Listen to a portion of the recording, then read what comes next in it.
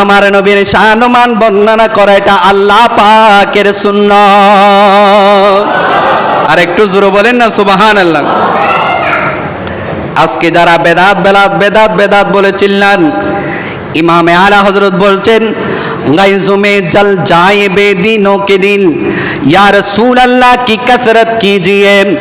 আলা হযরত বললেন কোন বাতিলকে যখন দেখবে, কোন নবীর দুশমনকে যখন দেখবে, তোমরা ইয়া রাসূলুল্লাহর স্লোগান দেবে, তখন তাদের শরীরের মধ্যে আগুন লেগে যাবে।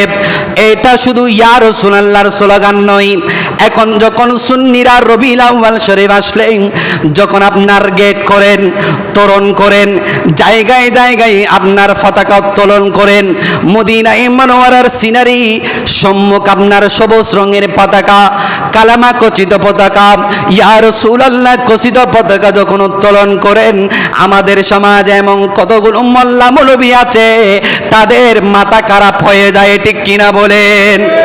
আর একটু জোরে বলেন। শুধু বাংলার জমিনে নয়, চট্টগ্রামের ফটিয়ায় আপনার ফুট ওভার ব্রিজের মধ্যে আহলে সুন্নাত ওয়াল জামাতের আকীদাপন্থী গাউসিয়া কমিটির ভাইরা সুন্দর করে জশ্নে জুলুস ঈদ মিলাদুন নবীকে উদযাপন করার জন্য, মিলাদুন নবীর স্বাগত জানাবার জন্য, আমার নবীর আগমনকে খুশি মানানোর জন্য আপনার পতাকা দিয়ে ফুট ওভার ব্রিজ সাজিয়েছেন। সুবহানাল্লাহ। আর একটু জোরে বলেন না। কিন্তু ওই বাতিলদের বরদাস্ত হয় নাই। ওই বাতিলরা করলো কি, আপনার গভীর রাত্রে উঠে ওই পতাকাগুলো সব ভেঙে ছুড়ে নিয়ে গেছেন। তাহলে বোঝা যায় ইয়া রাসূলুল্লাহর স্লোগান নয়, এখন পতাকা দেখলেও তাদের মাথা খারাপ হয়ে যায়, গা জ্বলে, ঠিক কিনা বলেন? আর একটু জোরে বলেন না।